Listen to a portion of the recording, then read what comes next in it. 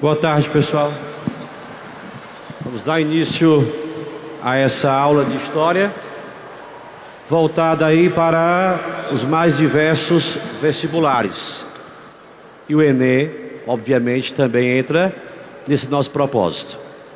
Então, essa nossa aula que nós montamos, vocês devem ter o módulo aí em mãos. Começa sob a página de número 15. Página 15. Nós vamos trabalhar nesta aula, proposta pelo módulo, o Brasil no seu período colonial, até o período joanino. Então nós temos muito assunto para essa tarde. E o tempo é curto e mãos à obra. E o sonho é grande. Não sei onde é que eu mexo. Ah, deu certo. Então, pessoal, como eu falava, o nosso assunto é História do Brasil, período colonial. Mentalizando que, na sua prova, na parte de humanas, em se tratando de Enem, eles dividem as questões entre filosofia, sociologia, geografia e história. E normalmente a história tem aí cerca de 1/3 da prova. 1/3 da prova é geografia e o outro terço divide-se entre filosofia e sociologia. Matérias extremamente oportunas para pensarmos, refletirmos, principalmente o Brasil de hoje. Essa aula aparentemente, apesar do título, está tão distante no tempo, mas ela está, na verdade, atualíssima. Então, uma reflexão para começarmos essa nossa aula. Algumas pessoas aqui presentes devem estar enfrentando muitas dificuldades, outras acreditam que, na verdade, são só elas. Há aquele grupo que ainda, apesar disso, é otimista, não faz disso um motivo de desalento. E essa frase serve para que possamos pensar exatamente nisso.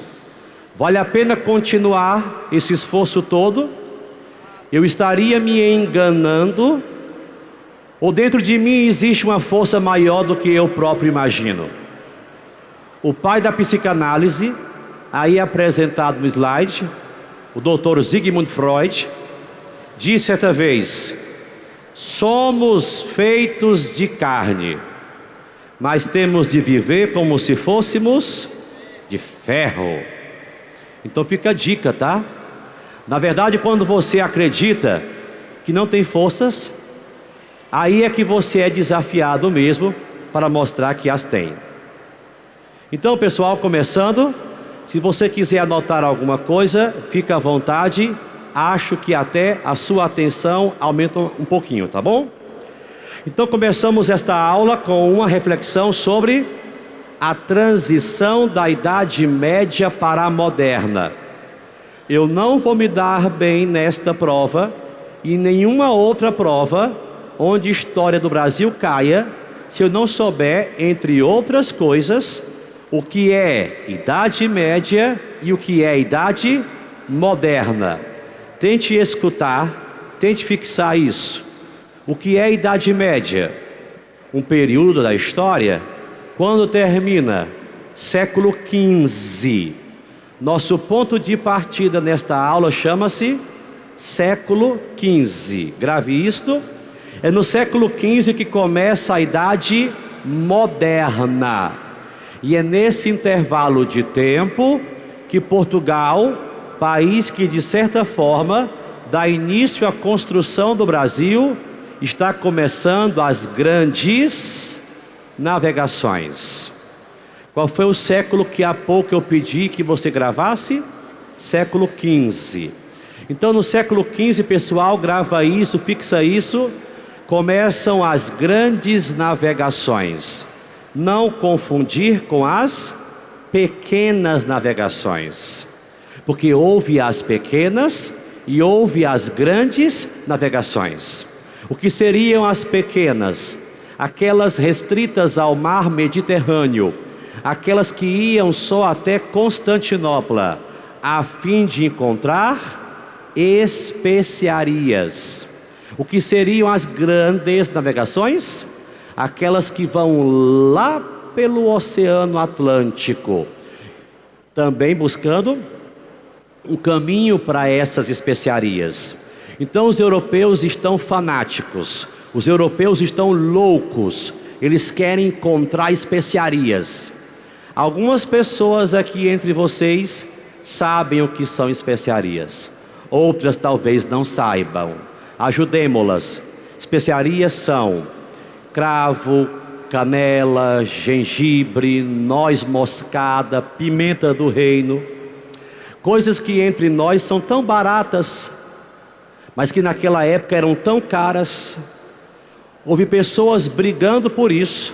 Me passa o saco de pimenta, me passa a canela. Assaltos por isso, porque valiam muito.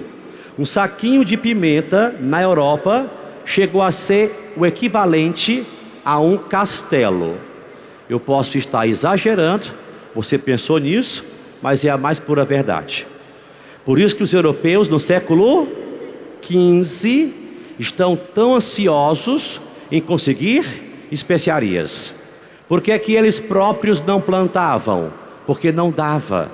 Especiarias que eu citei só dão em clima quente, e Europa é clima frio. Portanto, tem que buscar isso fora. Pessoal, vamos tentar estudar a aula e não só escutar. Havia quantas etapas que eu falei? 2. As pequenas navegações e as grandes. As pequenas, italianos comandaram pelo mar Mediterrâneo, e elas iam até Constantinopla. E as grandes, eu falei, portugueses, que iam pelo Oceano Atlântico.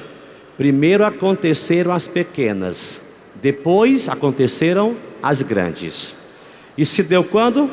Na transição da Idade Média para a Idade Moderna. Portugal começa as grandes navegações. Olha para esse slide que eu montei para vocês.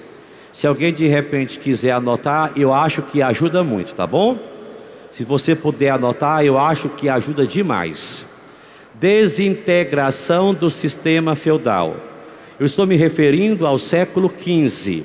O sistema feudal estava em desagregação. O que é feudal? O modo de produção dos europeus, baseado em que riqueza? Terra, propriedade da terra. No século XV ele estava em desagregação. Linha 2. E nessa época houve um crescimento demográfico enorme na Europa.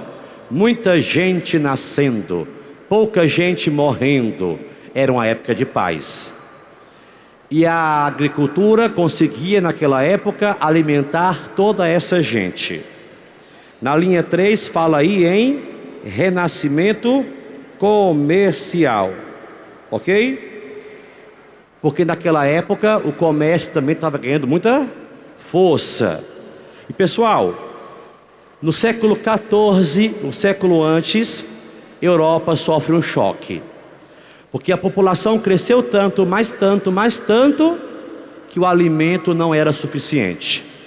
As terras eram muito concentradas nas mãos de poucas pessoas.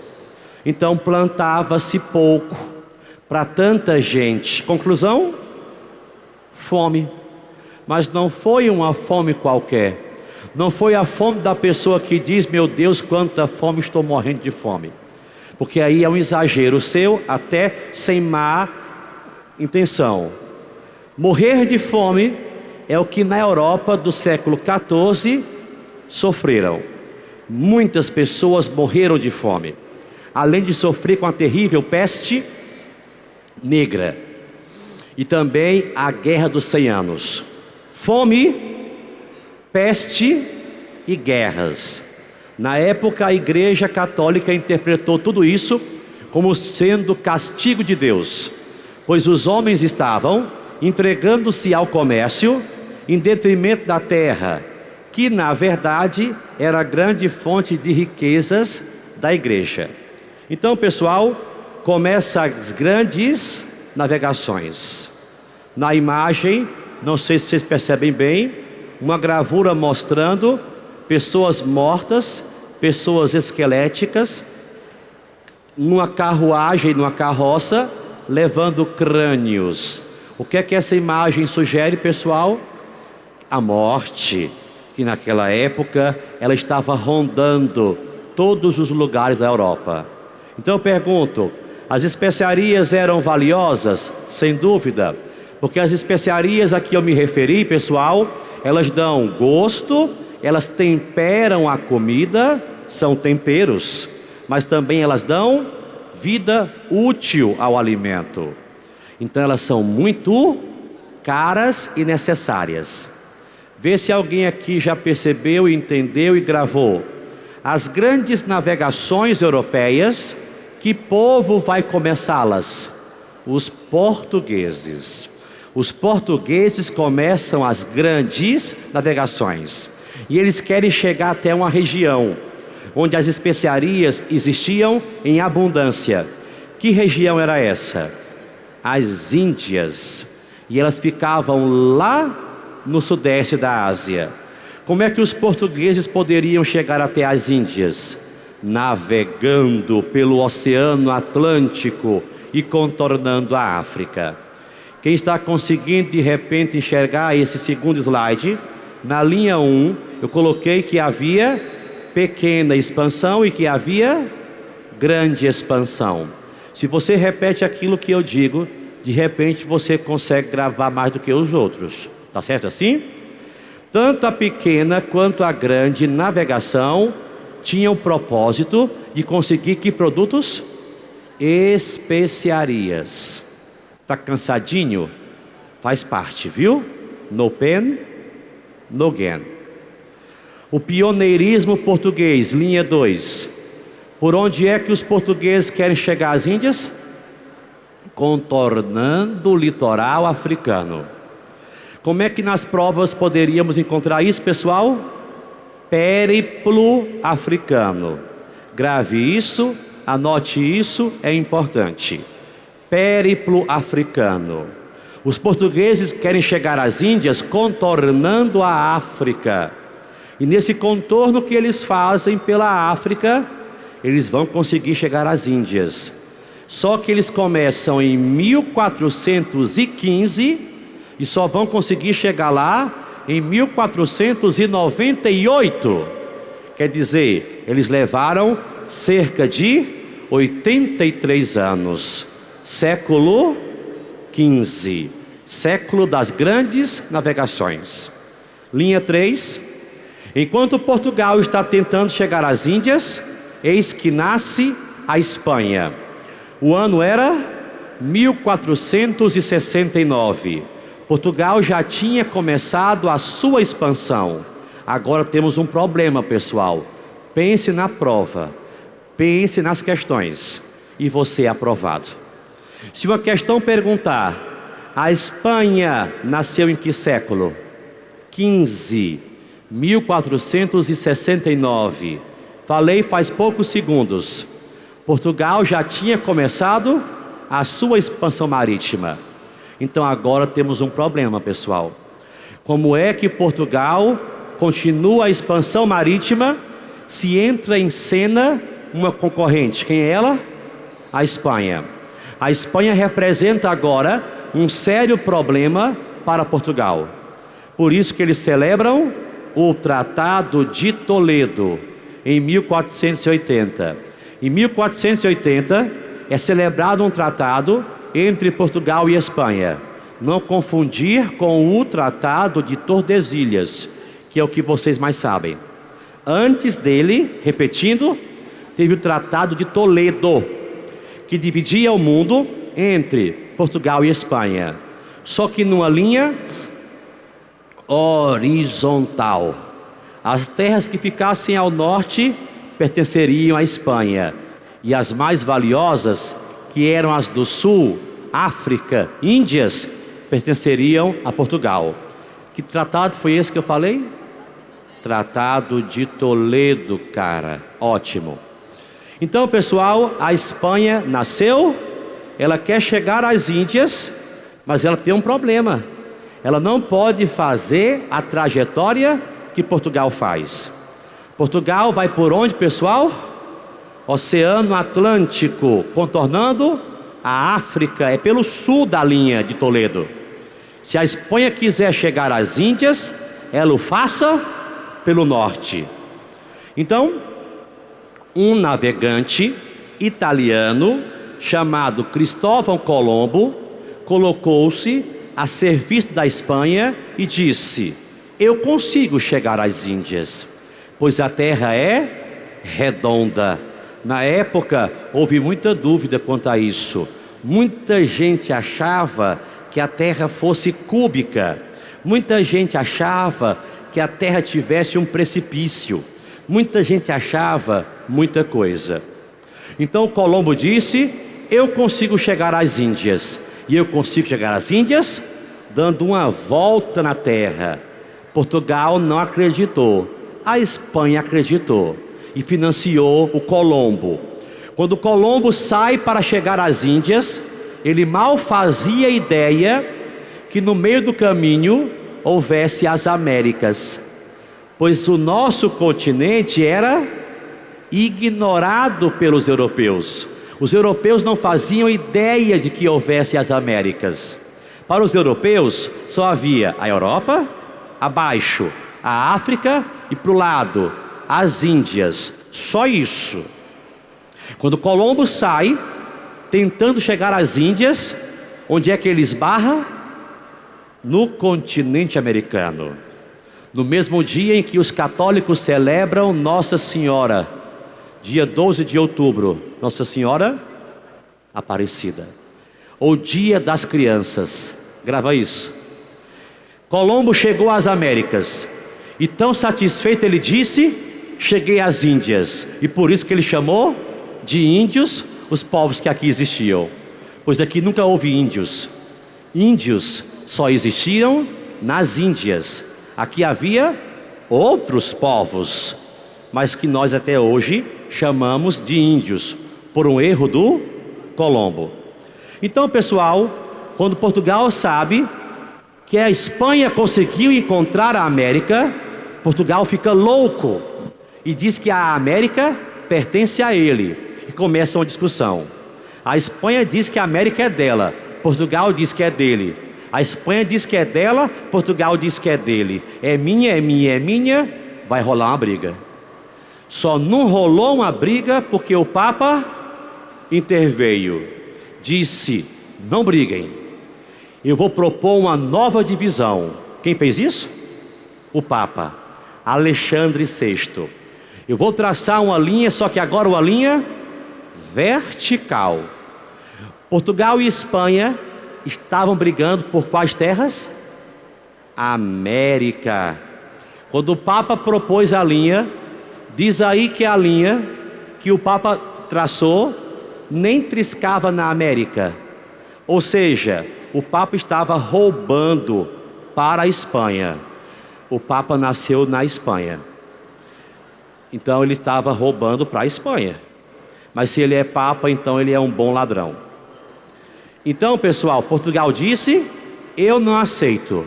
Aí voltaram a estaca zero. No ano seguinte foi que fizeram um acordo, porque foi feita uma nova linha, e essa linha se chama Tratado de Tordesilhas. Deixa eu dar uma pausazinha bem rápida para vocês, principalmente quem está sentindo um cansaçozinho nesse momento e uma vontade talvez de ficar ou ir embora. Você já leu Alice no País das Maravilhas? Ou assistiu ao filme? Pois me escute, rapidinho, faz parte. Alice chega para o gato e pergunta: para onde vai esta estrada? E o gato responde com a outra pergunta: para onde você quer ir? E ela diz confusa: eu não faço a menor ideia. E ele ri e diz: então, para quem não sabe o caminho onde quer ir, qualquer caminho serve. Então fica a dica de que você é a pessoa mais responsável pelo seu destino, pelo seu futuro.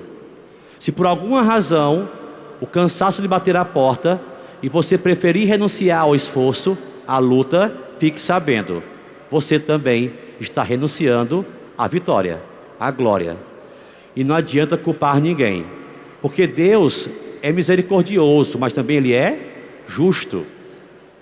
E você também não mereça passar se não se esforçar. Quando o cansaço bater a porta, entenda, você não é o único. E tem gente mais cansada que você. E aparentemente lutando um pouquinho mais. Então vestibular e Enem não é questão de sorte. É questão de justiça. Entenda isso, tá bom? Então, mãos à obra. Pessoal, tá?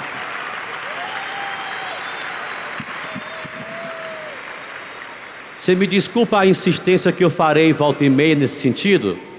É porque eu sou filho de uma família muito pobre, que consegui na vida alguma besteira muito pouca, mas que me mantém. E foi com muita luta, tá? Então a sua história também seja de muita luta, ok? Vamos lá, pessoal. Grava. Tratado de Tordesilhas. É o tratado que vai dividir a América entre Portugal e Espanha. E temos aí agora no nosso slide um mapa do mundo mostrando essas grandes navegações, das quais já falamos há pouco. Pessoal, os donos da terra, os nossos famosos índios, os caras que foram roubados, não há outro verbo, eles foram roubados e continuam sendo. Eu não sei se vocês estão acompanhando a política no Brasil atualmente. Está havendo muita coisa feia, pessoal, muita coisa pesada. E como sempre, os mais fracos, digamos assim, pagando um preço caro por isso. Exemplo, os índios. Os índios no Brasil, ou o que restam deles, estão cada vez mais abandonados. Na região centro-oeste, na região norte, o que tem de índio morrendo, pessoal, a míngua. Crianças morrendo de cólera, século 21, tá? Crianças morrendo de disenteria, porque os órgãos do governo, índios sendo mutilados, índios sendo mortos, pessoal, porque lutam pela terra. E também sendo mortos aqueles que ousam defender esses índios. Religiosos, sindicalistas, líderes de movimentos sociais, sindicalistas, não é? Então, pessoal, Pindorama, linha número 1, Pindorama, anota? Pindorama é o nome que os nossos índios deram ao Brasil. O nome do Brasil não era Brasil. Os portugueses vão rebatizá-lo assim. O nosso nome era Pindorama. Grava isso, é o nome que os índios deram ao Brasil. Quando os portugueses chegam ao Brasil, eles tomam um susto. Por quê? Eles acreditam que esses povos são inferiores, povos que andam nus, homens que se casam com várias mulheres, e eles não conhecem o nosso Deus cristão. Então eles são inferiores. Pessoal, como é que eu chamo essa visão dos europeus altamente preconceituosa e baseada na deles? Eurocentrismo, linha 2. Eurocentrismo, essa mania europeia de julgar o mundo pela balança deles. Todos os outros povos são inferiores aos olhos do eurocentrismo. E pessoal, de onde é que nós viemos? Os americanos vieram de onde? Há muitas respostas. A mais aceita delas é de que viemos lá da Ásia, lá pelo Alasca. Mas Alasca é América, mas o Alasca já é encostando na Rússia, separado por água, tá? Mas na última glaciação que teve, o mundo congelou por ali e pessoas a pé caminharam até chegar à América. Isso foi há muito e muito tempo. Isso aí é uma teoria. E pessoal, na linha de número 4, tem aí os nomes das principais nações que existiram aqui na América. De todos os povos que aqui existiram, qual o mais importante deles? Os Tupi. Os Tupi. Inclusive, muito das palavras que até hoje usamos aqui entre nós, não lá em Portugal, não lá em outros países, mas aqui no Brasil, é pura influência Tupi. Por exemplo, quem nunca ouviu a expressão de uma mulher mais velha dando um carão em uma mais nova? Essa cunhã não me respeita. Cunhã é palavra indígena e não é palavrão, viu? Nós aqui distorcemos a palavra. Cunhã é moça, tá? Por exemplo, entre nós falamos curumim, criança pequena, tá? Isso fora nossos hábitos também, entre outros, comidas. Esses índios viviam em comunidades primitivas. Traduzindo, todos eram iguais entre si. Não havia ricos, nem havia pobres. Interessante, pessoal. Todos se sentiam responsáveis uns pelos outros. Se o menino fizesse uma traquinagem, uma malcriação, qualquer um da tribo poderia chamar a atenção, poderia puxar a orelha, poderia dar umas palmadas, diferentemente de nós, né? Que se uma vizinha fizer isso com seu filho, você vai, né, reagir, não aceita, batendo no meu filho, por mais que o seu filho não seja boa peça. Você não aceita que ninguém bata no seu filho. Mas entre os índios havia essa possibilidade, até porque ninguém batia por bater. Então, pessoal, para encerrar esse slide, o que é escambo? Última linha. É uma troca que os portugueses fizeram com os índios. Grave isso, anote. Escambo. O que é escambo? Escambo é a troca que os índios faziam com os portugueses. Eu te dou um espelho, eu te dou uma faca, eu te dou um crucifixo, e você vai até a mata e traz para mim madeira, pau-brasil, que existia aqui em grande quantidade. Quando os portugueses resolvem colonizar o Brasil, aí, pessoal, não dá mais, tá? Agora tem que escravizar os índios. Grava isso, porque é uma questão de prova muito possível. Quando os portugueses chegaram ao Brasil, já foram escravizando os índios? Não. No começo era amizade. Inclusive, naquela música da banda Legião Urbana, Índios, fala-se disso. Quem me dera, ao menos uma vez, entender, ao mesmo tempo, como um só Deus é três. E esse mesmo Deus foi morto por vocês. Não é isso? Só maldade, então, deixaram Deus tão triste. Mas nos deram espelhos e vimos um mundo doente. Então, pessoal, olha aí como esses povos indígenas são diversos. Na verdade, não houve apenas uma única nação. Pessoal, como é que nós vamos chamar os 30 primeiros anos da história do Brasil? Século XVI, período pré-colonial. Acompanha. Nesse período, houve um certo descaso de Portugal pelo Brasil, porque aqui não havia nenhuma estrutura econômica montada que justificasse colonizar o Brasil. Então, nesse período, até 1530, Portugal está interessado somente nas Índias. E nesse período, Portugal vai querer o que no Brasil? Pau-brasil, linha 2, que era estanco. Pessoal, numa prova, entre tantas, há duas possibilidades de você trabalhar sua mente. O meu concorrente não sabe uma questão, ou sabe. Se ele não souber e eu souber, vantagem para mim. Concorrência é isso. O que é estanco? Linha 2. O que é estanco? Se você não sabe, você ainda não é um bom concorrente. se você sabe, você é. O que é estanco? Linha 2. Monopólio. Somente Portugal poderia explorar este pau-brasil. E como é que Portugal chamará as pessoas que poderiam vir ao Brasil explorá-lo? Linha 3. Cristãos novos. Quem são os cristãos novos? Os judeus, que não eram, portanto, cristãos, mas que se converteram e por isso chamados cristãos novos. O mais famoso deles, Fernando de Noronha. Ele arrendou o Brasil inteiro para conseguir pau-brasil.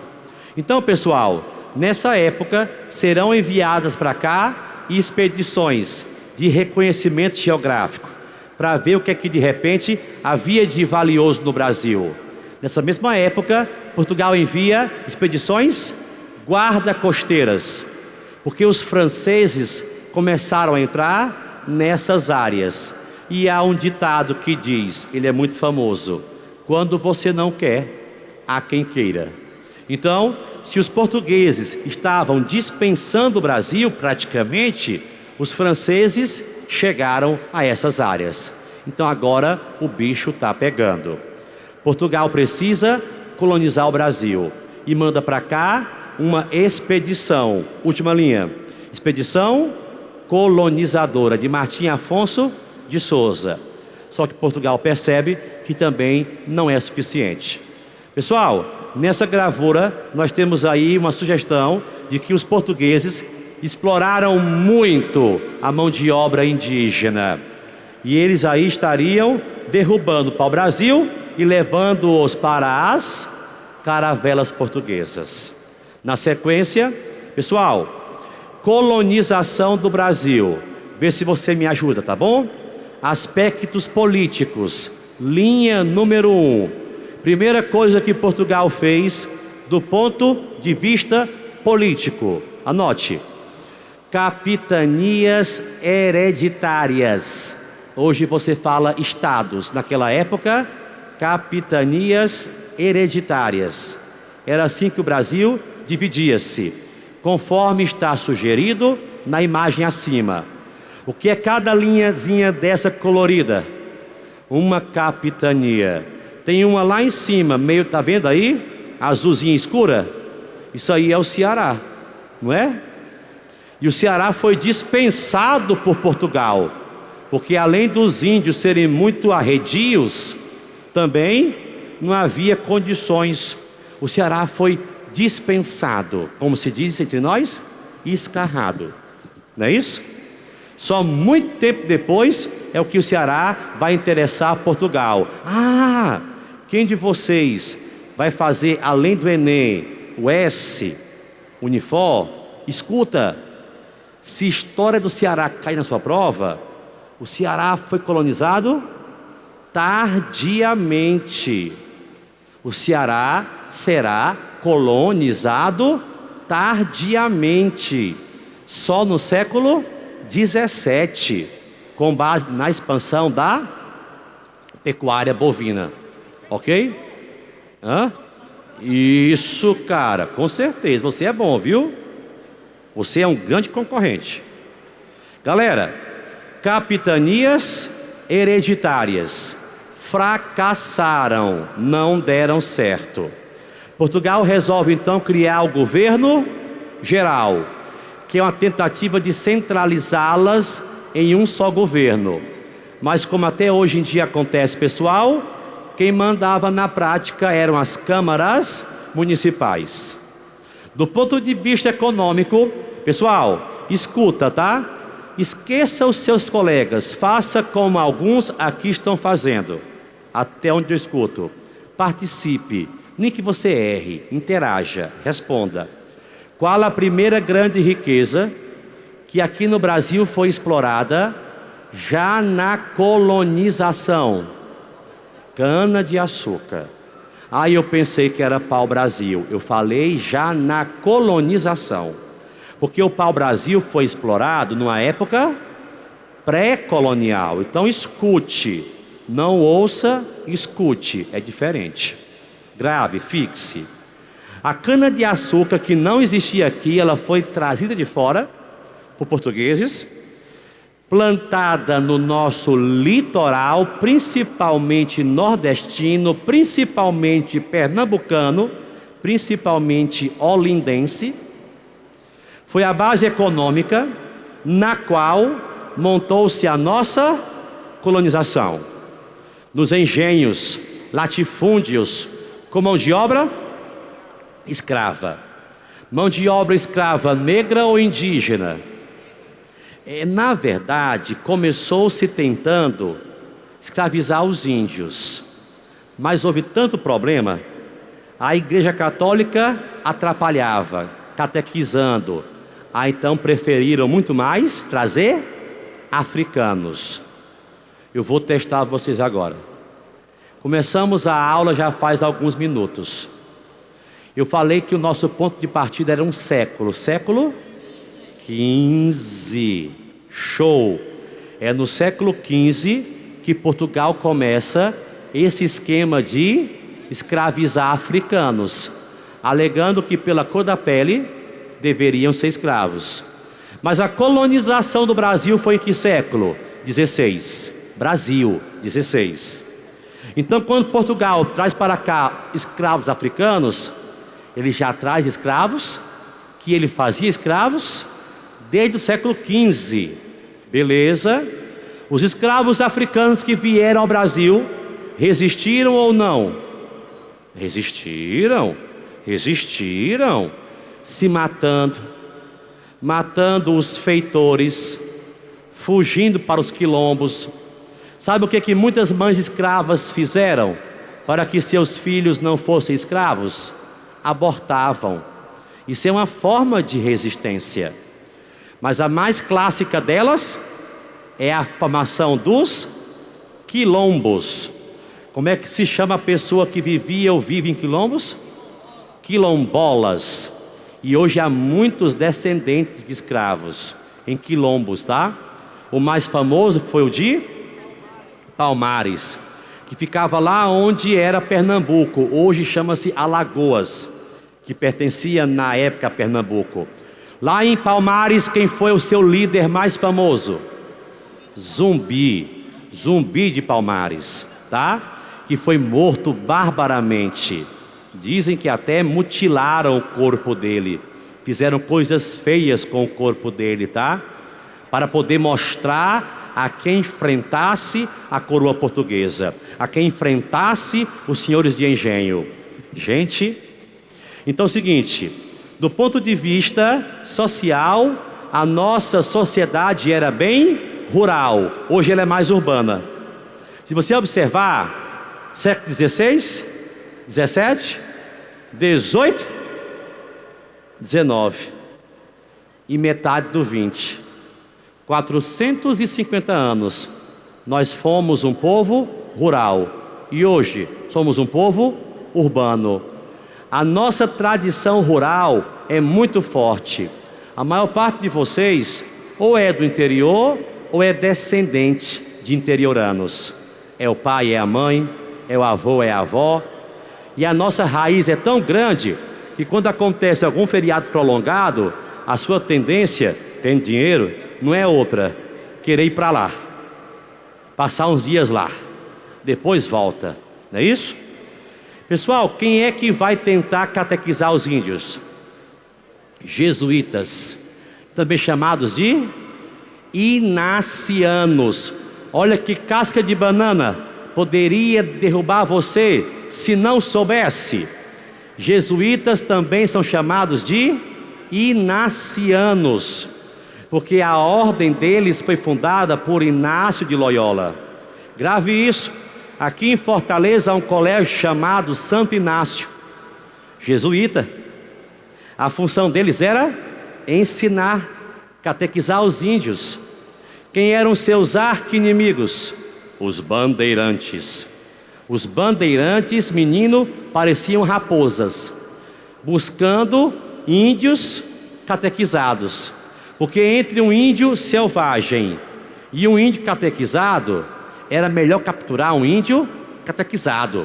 Então os bandeirantes que surgiram lá onde hoje é São Paulo, por isso que paulista é chamado de bandeirante, sabia? Paulistas são chamados de bandeirantes.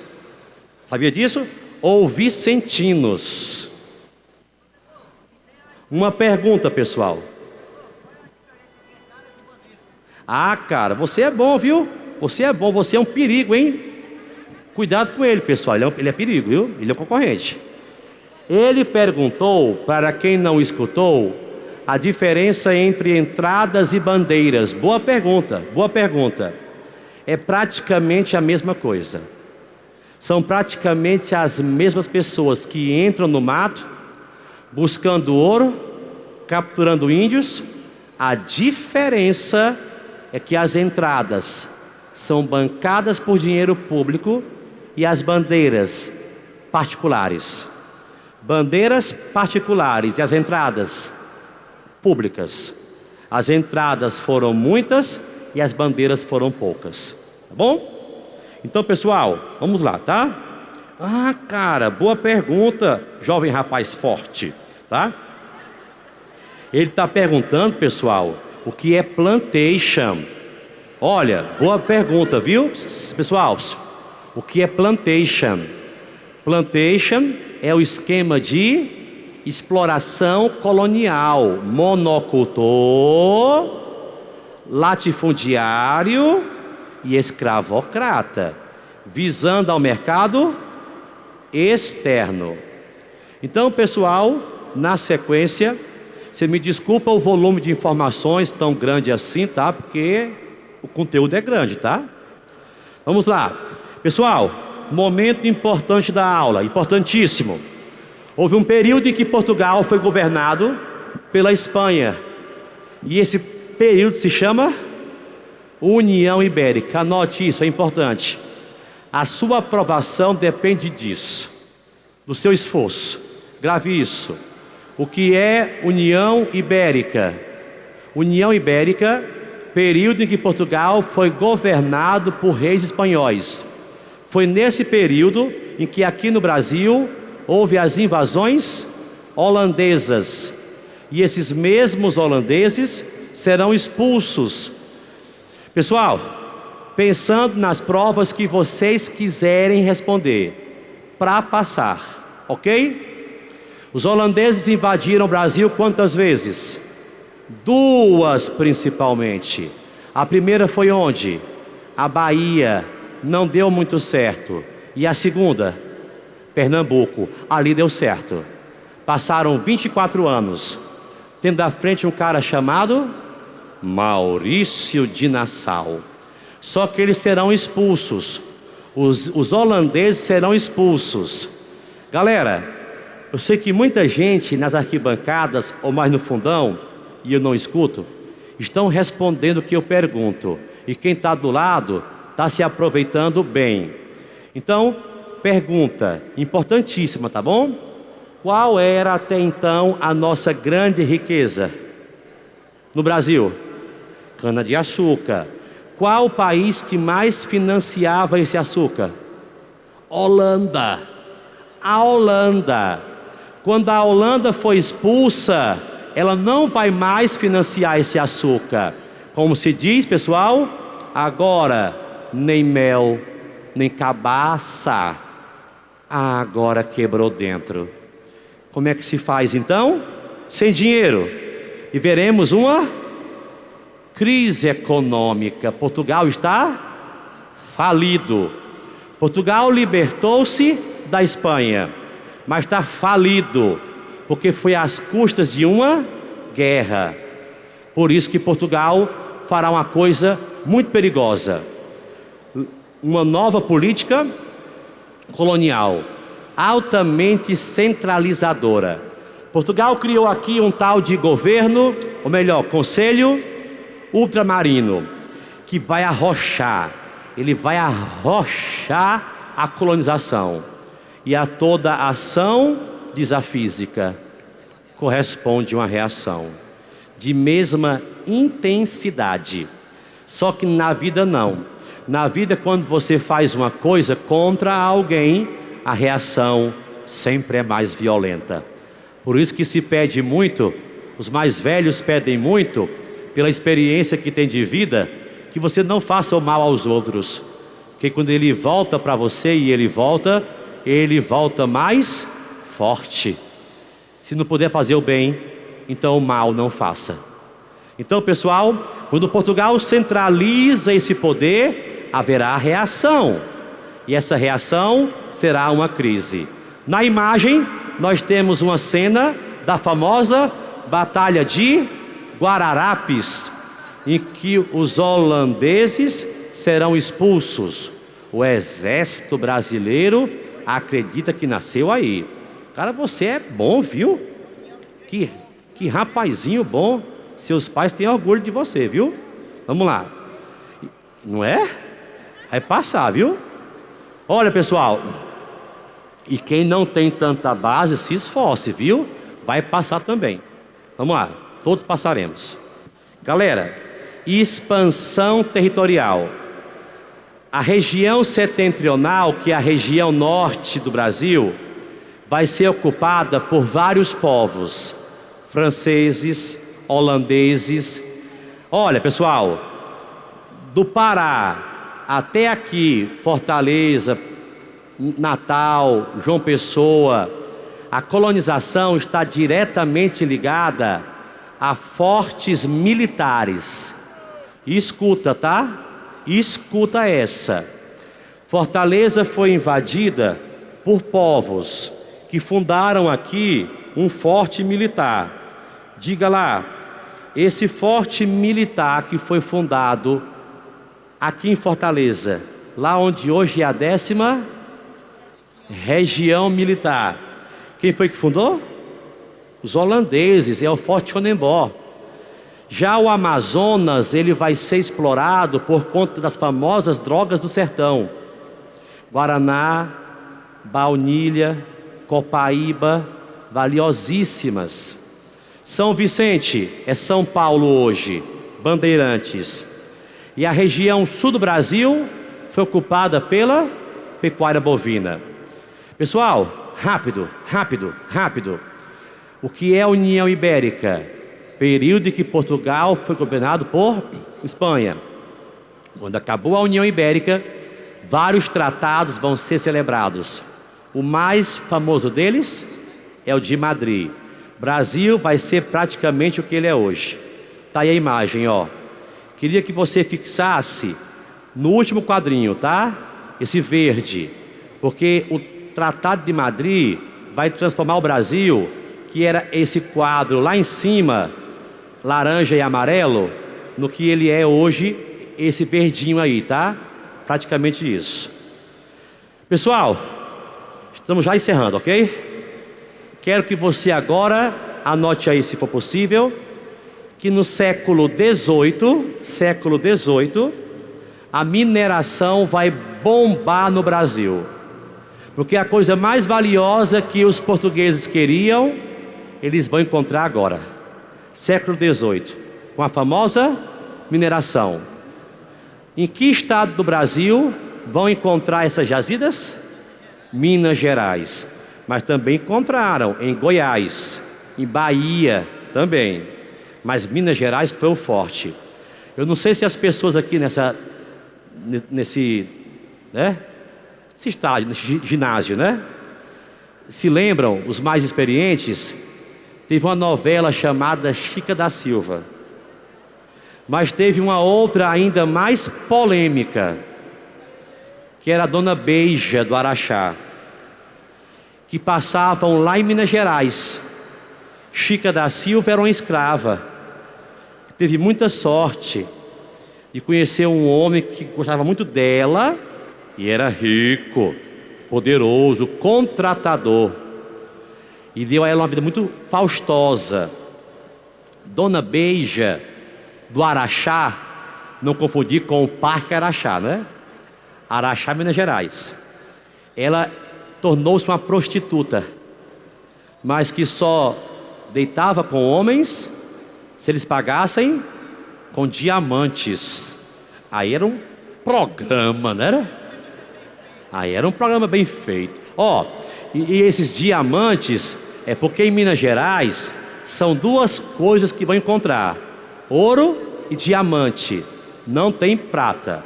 Pessoal, como o tempo está praticamente acabando, eu vou ter que dar uma carreirazinha, tá bom? Vamos chinelar, né? Na imagem à frente, você percebe aí o que seria uma ilustração de uma mineração. O que mais? Muitas revoltas acontecerão contra Portugal, mas são revoltas, complete, nativistas. São revoltas que não querem a independência. Amador Bueno, Beckman, Boabas, mas elas já refletem uma crise. Na imagem, nós temos a revolta de Vila Rica. Esse homem aí que está em pé, você enxerga? Barbado, de branco, é o Filipe dos Santos. Ele tentou quebrar as casas de fundição em Minas Gerais, porque elas cobravam o quinto, que era um imposto muito abusivo. E a mineração aconteceu no Sudeste e em outras regiões também.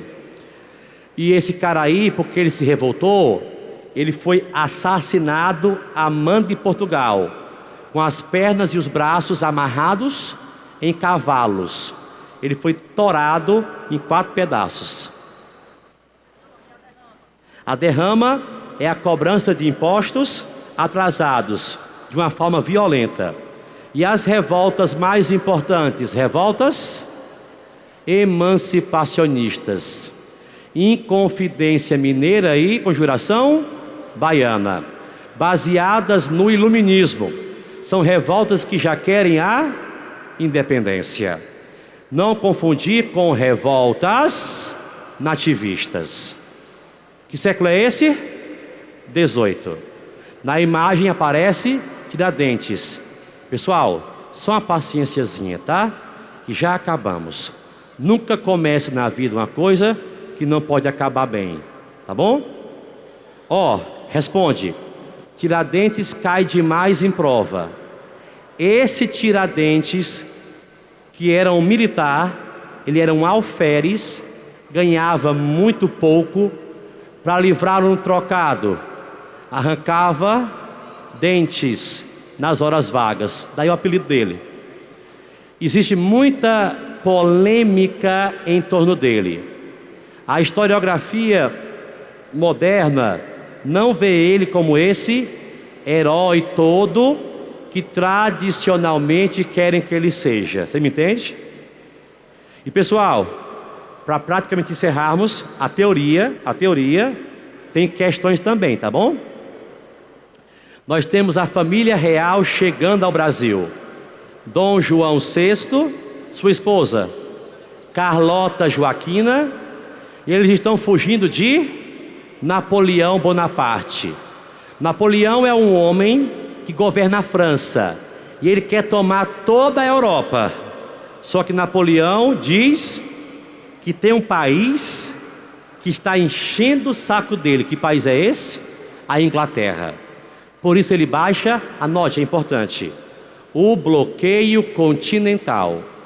Ou seja, Napoleão não quer que país nenhum transe comercialmente com a Inglaterra. Ok? Só que Portugal não pode fazer isso, pois depende muito dela. Quando Portugal continua mantendo contato com os ingleses, que Napoleão sabe, disse, mas menino não me respeita. Napoleão invadiu Portugal e Portugal resolve mandar para cá a família real. Dom João abriu os portos para as nações amigas e depois elevou o Brasil à condição de Reino Unido. Até que, pessoal, quando tiveram que voltar para lá, Dom João, sua esposa, a esposa dele, quem era que eu falei? Carlota Joaquina.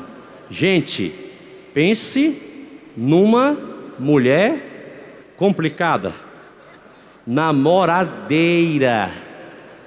Deus tapilar suas oiças, né? Casada, mas namoradeira. Ela adorava homem além do dela. Você entendeu? Dizem as más línguas que filho dele mesmo, certeza de ser dele mesmo, o Dom Pedro I, que ela vai ter outros filhos de outros homens, mas avalie só, não é? Pessoal, essa mulher, quando voltou para Portugal, dizem, não sou eu, dizem, que ela bateu o tamanco dela no navio e disse, escarrando o Brasil: desta terra imunda, eu não quero nem o pó. A bicha é, né, ruim. Mas deixaram aqui Dom Pedro, que herdou o calibre da mãe dele. Dom Pedro I também era namoradorzinho. Dizem, não sou eu, dizem que Dom Pedro engravidou até uma freira, tá? Era, e violento. Dizem que Dom Pedro até batia na própria esposa, a imperatriz Leopoldina, que vai morrer por complicações das pisas que levava. Ela é a mãe de Dom Pedro II. Pessoal, quem é o pai de Dom Pedro I? Acabei de falar. Dom João VI, que era filho de Maria I, a louca. E Dom Pedro, no Brasil, proclama a independência, quando ele vinha chegando da casa da amante dele, a Marquesa de Santos. Dom Pedro era a cavalo. Dom Pedro era um perigo, pessoal. Olha, filha moça, não conversasse sozinha com Dom Pedro, não. Era um perigo. Pessoal, questões, página 15, ou melhor, página 17. Vamos praticar um pouquinho? Página 17, questão número 1. Pessoal, faltam poucos minutinhos, vamos lá, aguenta aí. A língua de que usam por toda a costa carece de 3 letras. Convém a saber, não se acham F, L, R. Coisa digna de espanto, página 17. Porque assim não tem fé, nem lei, nem rei, e dessa maneira vivem desordenadamente, sem terem além disto conta, nem peso, nem medida. O texto está dizendo que os índios, na língua deles, não tem F, índio não fala F, não fala L, nem fala R. Se não fala F, não pode ter fé. Se não fala L, não pode ter lei. Se não fala R, não pode ter rei. Então, pessoal, a observação de quem escreveu esse texto na língua demonstra a simplicidade da organização social das tribos brasileiras. B de bola, a dominação portuguesa imposta aos índios no início da colonização. Opção C, superioridade da sociedade europeia em relação à indígena. D, incompreensão dos valores socioculturais indígenas portugueses. Ou é, dificuldade experimentada por portugueses ao aprender a língua nativa? Resposta letra D de dado. É porque, pessoal, a cultura portuguesa e a indígena são diferentes. Os portugueses exigem demais dos índios. Entende isso? Questão 2. A organização da sociedade no Brasil era marcada pelo, sublinhe isso, patriarcalismo, sublinhe isso, escravismo. Eu poderia dizer que o Brasil é um país sexista. O Brasil é um país machista, homofóbico e racista. Eu quero deixar para vocês um conselho valioso. Tentem ler alguma coisa sobre um filósofo chamado Michel Foucault. Michel Foucault. Michel Foucault foi mantido no hospício pelo pai, porque ele era homoafetivo. O pai dele entendia que por ele ser gay, era louco. Por falar nisso, me escuta, você sabe onde é a Chechênia? É na Rússia. Eles estão mantendo os gays presos por lá, porque são gays. E o presidente de lá está ameaçando matar todos eles. Teve uma ONG LGBT que conseguiu salvar 43 deles, pois eles iam ser mortos. E o pessoal está tenso por lá, viu? 73 países no mundo hoje adotam leis homofóbicas. Desses, 13 pena de morte. Então, pessoal, o problema de uma sociedade patriarcal, racista, não é você ser negro, não é você ser pobre, não é você ser gay, não é você ser mulher, é você fugir a um padrão que a sociedade estabelece e só alguns podem mandar. Entende isso? E se você expõe isso às claras, tem que ser punido. Leia Foucault, tá? Ele vai te abrir muito a visão sobre isso. Então, pessoal, a sociedade brasileira era: letra A, democrática; letra B, dualista; letra C, elitista; letra D, liberal; ou letra E, excludente? Resposta C, elitista, pessoal, porque só os ricos senhores de engenho tinham poder, riqueza, terras, o resto escravos. O resto escravos. A questão 3, ela é um pouco extensa, eu vou pulá-la. A resposta tem 2 textos enormes, você lê em casa, tá bom? É a letra E de escola. Questão 3 é de escola. A questão 4 dá para fazer agora. Tem uma charge, me ajudem. Nessa charge, um índio fala: devemos obedecer a quem agora? Portugueses, espanhóis ou holandeses? Não vou obedecer a ninguém. Vou me mandar para o quilombo dos Palmares, diz o negro fugindo. A análise da charge sobre a União Ibérica permite afirmar que, letra A de avião, a unificação das coroas portuguesa e espanhola permitiu formar uma aliança com os holandeses, que passaram a financiar a produção açucareira no Brasil.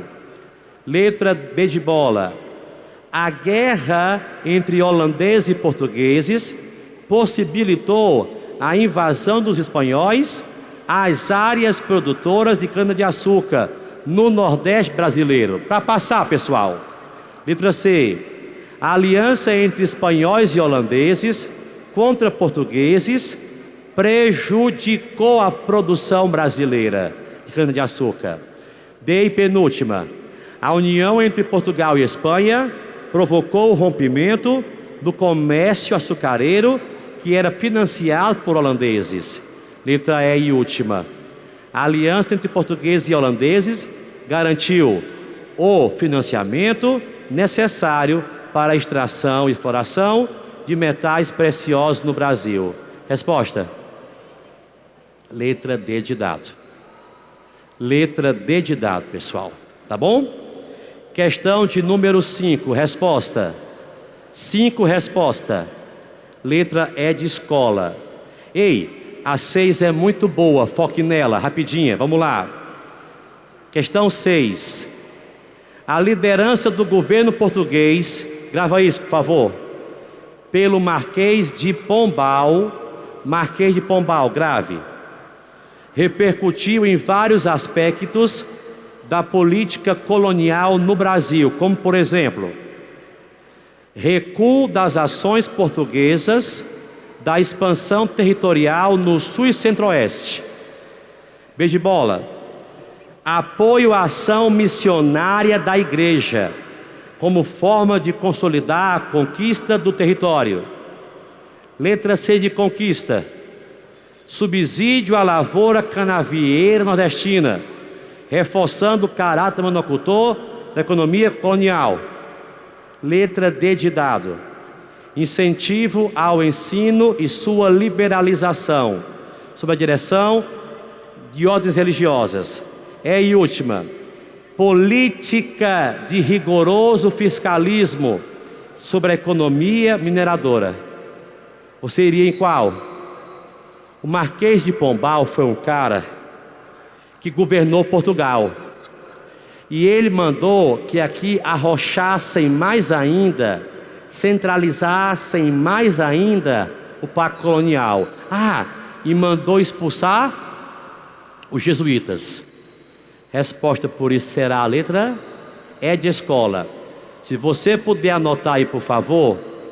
Marquês de Pombal, ele era um déspota esclarecido.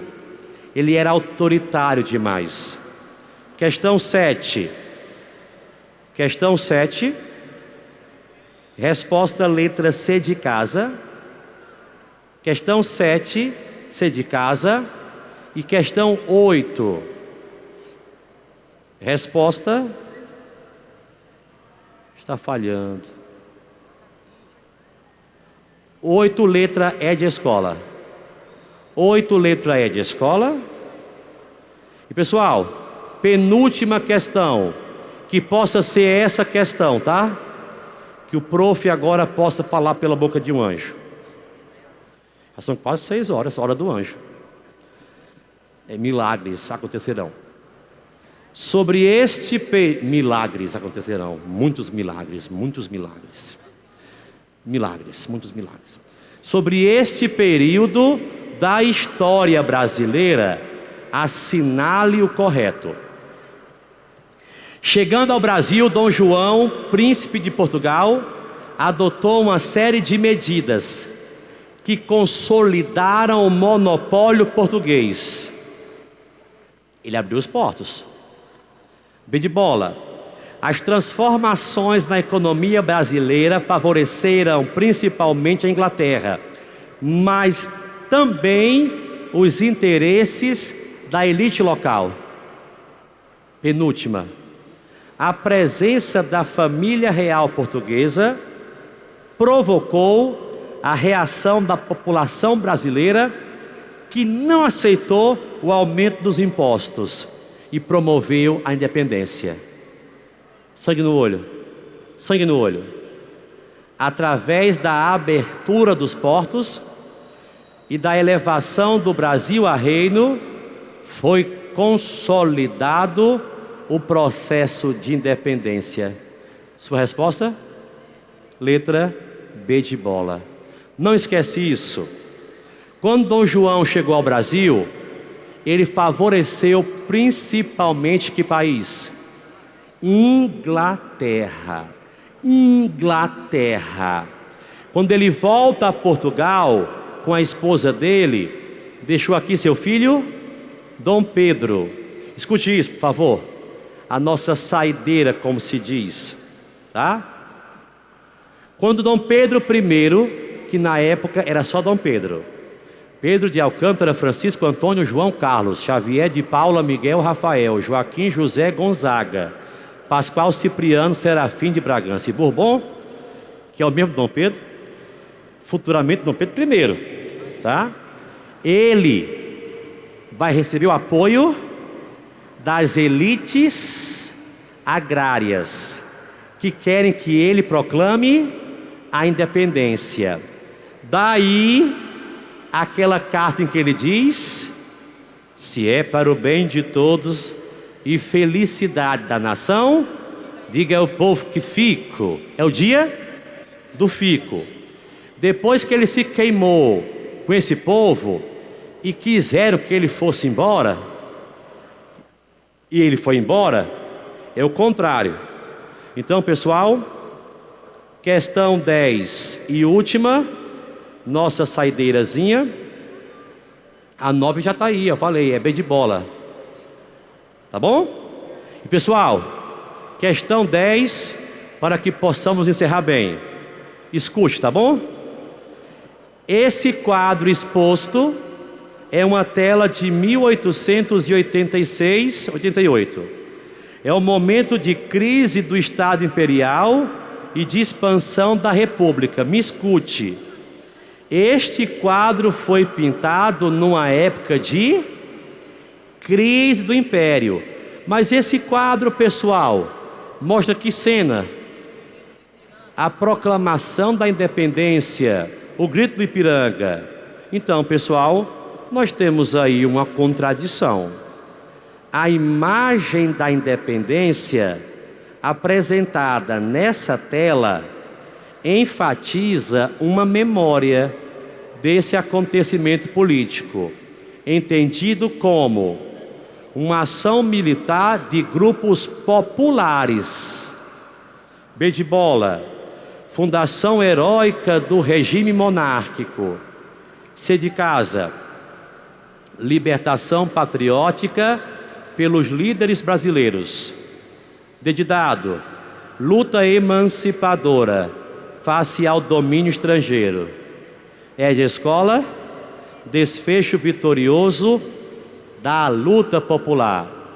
Antes de dar a resposta e dizer tchau, eu queria só compartilhar com vocês uma experiência que eu acho que é muito válida para você que ficou até agora.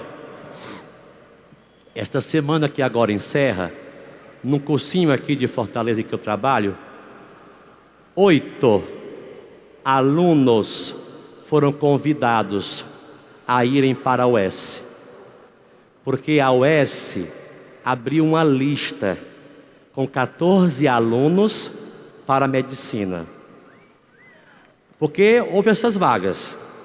Repetindo, 8 alunos meus foram chamados medicina, e desses alunos todos, guerreiros, muito guerreiros. Você desculpa o que eu vou dizer agora, não é debochando com quem teve que sair antes não, tá, pessoal? Mas quem fica claro até o final tem uma força de vontade um pouco maior, talvez. E também foram. Teve uma aluna entre eles que estava tentando há 5 anos. 5 anos. E ela já tinha saído de uma faculdade particular, porque parece que ela não pôde pagar. Aí voltou para o cursinho. Entenda, se eu não posso pagar uma particular, é porque eu não tenho recursos. Então no cursinho ela ficou 5 anos. Agora eu faço como o outro. Se eu estiver mentindo, eu segue. A postura desta garota, como a de outros tantos, em sala de aula e aqui também, impassível, elegante, guerreira, da pessoa que tem problemas, mas não fica colocando boca e megafone. Eu tenho problemas, ninguém precisa saber disso. Se Deus te deu a vida e te deu recursos, poucos ou muitos, mas para que você possa viver, enfrente os problemas. Porque se eles existem, é para serem enfrentados. E se tu tens problemas, tu não és o único. Para isso que Deus te deu uma família, para ser mais forte. E aqui há uma família no Academia Enem. Então, sinta-se numa família, tá? E pessoal, para vocês também aplausos, tá? Eu faço votos muito sinceros de que todo o seu esforço, toda a sua lágrima possa ser bem coroada com a sua vitória. E você vai postar no Face e marcar a gente. Questão 10, resposta, letra B de bola. Pessoal, parabéns para vocês, tá bom? Tudo de bom.